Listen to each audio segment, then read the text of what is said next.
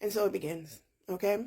So I am the administrator. I started a liberal crafting group basically so that people could buy crafts, etc., from like-minded individuals. It came about as a result of me being kicked out of another group for bringing up an equity-based issues. But I started this group years ago. There's over 7,000 people in it. Well, yesterday when I started seeing the Kamala Harris for president gear going up from various crafters, I posted a reminder about a conversation that we had had in the group off and on for years.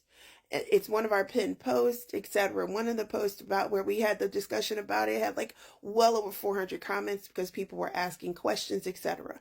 In this group, I have always done, in addition to like, the regular admin things, I've also done training and development because for those of you who don't know, I am a DEI training professional. I've written a couple of books, etc. Well, did the reminder. It was a quick little explanatory post saying, hey, here's an example of, of this. Here's an example of that. Not a big thing. A lot of people just said, thank you for the reminder. Moved on about their day, right? Except one woman.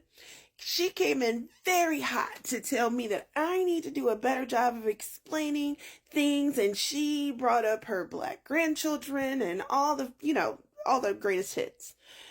And I had to, first of all, tell her, wait a minute, who are you talking to?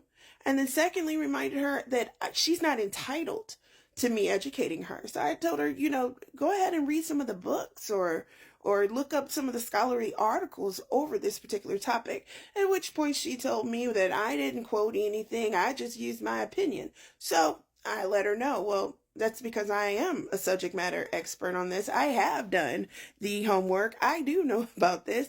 And I posted examples to make sure that she understood that. Well, needs to say, still not happy.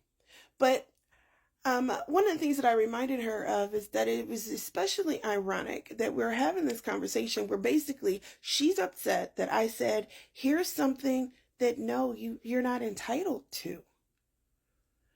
And it's, for some people, it's a really hard concept that they aren't entitled to just everything, that there are some things that they should show restraint for if they're trying to be respectful, if they're truly trying to live as a person who supports equity, who lives with equity.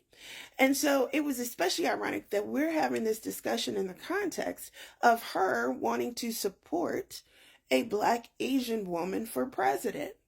And like I reminded her, if you can't even accept the leadership and expertise of a Black woman in a crafting group, how are you going to accept it as the president of the United States? Just something to think about.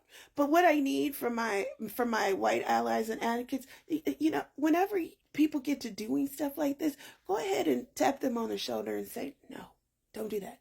Because another concept in equity that you have is a concept called weathering, which is that they're actually surprisingly, that was a sarcastic surprisingly, there is a concept where whenever individuals are consistently subjected to racism and microaggressions, there is a negative mental health, as well as physical health outcome. That is called weathering. And I'm just letting everybody know, y'all are not about to weather me this election season. Okay, bye. Hydrate. Watch what you say.